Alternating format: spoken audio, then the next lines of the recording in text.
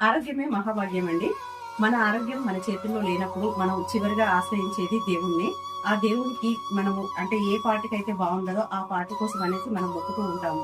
అంటే సపోజు ఒకవేళ కళ్ళు బాలేకపోతే కళ్ళనేస్తామనేసి మొక్కడమో, లేదంటే పాదాలకు ఏదైనా ప్రాబ్లమ్ వచ్చినప్పుడు పాదాలు, లేదంటే కాళ్ళు ఏదైనా పెరాలసిస్ వచ్చినప్పుడు, ఫ్రాక్చర్ అయినప్పుడు బాగా అవ్వాలనేసి మొక్కుకోవటం అలాంటివి ఉంటాయి. అలాగే శివయ్యకు మనం బిల్వ పత్రాలను సమర్పించాలంటే, మనకు శక్తి రావాలనేసి అంటే త్రిశూలాన్ని అమ్మవారికి సమర్పించటము.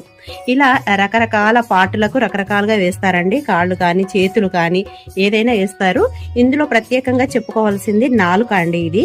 ఈ నాలుక అనేది ఏంటంటే మనకు ఆరోగ్యమే కాకుండా మనకు నోరుకు సంబంధించినటువంటి వ్యాధులే కాకుండా ఈ నాలుక అనేది మనం ఎప్పుడైనా మొక్కుకున్న మొక్కుబడులు తీర్చలేకపోయినప్పుడు, మర్చిపోయినప్పుడు అటువంటి దోషాలు తగులుతాయి. అలాంటి దోషాలు తొలగిపోవడానికి, అలాగే ఎదుటి వారిని మనం అకారణంగా తిట్టినప్పుడు, దూషించినప్పుడు తగిలేటువంటి దోషాలు కూడా తొలగిపోవడం కోసం అనేసి ఈ నాలుకను మనం కార్తీక మాసంలో గాని, మాఘ మాసంలో కానీ వెళ్ళి నది స్నానాలకు వెళ్తూ ఉంటాం కదా, అలాంటి సమయంలో మనం క్షమించమనేసి మనం ఆ గంగా నదిలో గాని, ఏదైనా నదులలో గాని, సముద్రంలో గాని వేసేసి క్షమించమని పెట్టుకున్నట్లయితే మనము నోటితో చేసినటువంటి దోషాలన్నీ కూడా తొలగిపోతాయి అన్నమాట.